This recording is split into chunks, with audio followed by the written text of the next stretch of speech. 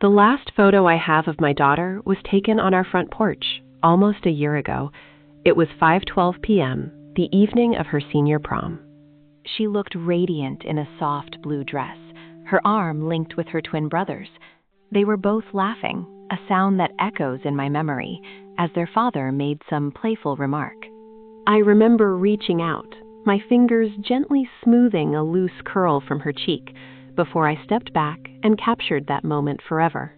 "Stay together tonight," I reminded them, a mother's usual plea for caution and connection.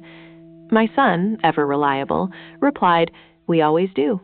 She, with a mischievous glint in her eye, added, "Mom, we're not little kids anymore," her smile bright and full of life.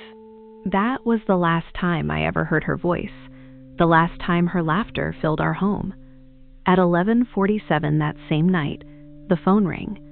It was the school principal, his voice a tremor of distress. "Your daughter is missing. You need to come to the school right now." The words hit me like a physical blow, stealing the air from my lungs. Missing. The world tilted on its axis, and nothing has been right since. She never came back. The search was immediate, relentless, and heartbreaking. Police scoured the school building, the dense woods behind it, and the river that flowed less than half a mile away. Every stone was turned, every possibility explored. They questioned students, teachers, chaperones, anyone who might have glimpsed her in those frantic hours. Some whispered theories of abduction, a terrifying thought that clawed at my mind.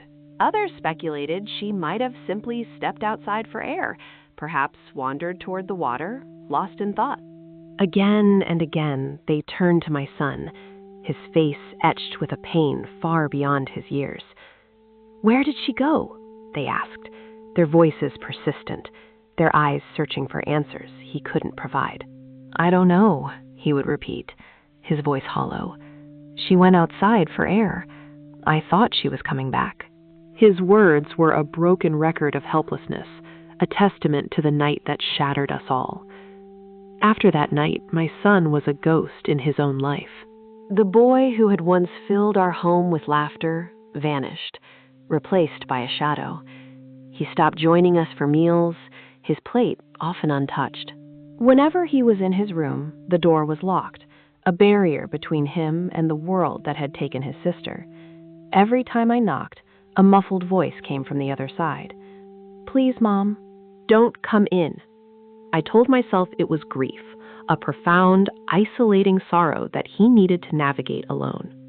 So I gave him space, a silent understanding passing between us for 11 long, agonizing months. Then, one afternoon, while he was away at college, a faint smell of smoke drifted from beneath his bedroom door. A cold dread gripped me. Had he left something plugged in? Was there an electrical fire? For the first time in nearly a year, I pushed open his door, my heart pounding with a new kind of fear. There was no fire. The room was still, bathed in the soft afternoon light.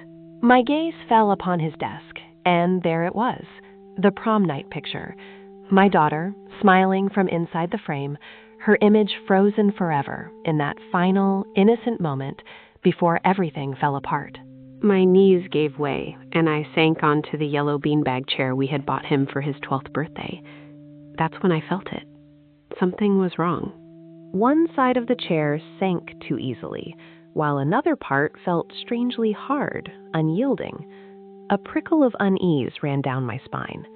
I stood up, my hands trembling slightly, and turned the chair over. My eyes fell upon a seam, one I had never noticed before, a long line of stitching, oddly out of place, made with bright red thread. My hands began to shake uncontrollably as I pulled at it, the fabric giving way with a soft rip. The seam split open, revealing a hidden compartment within the chair.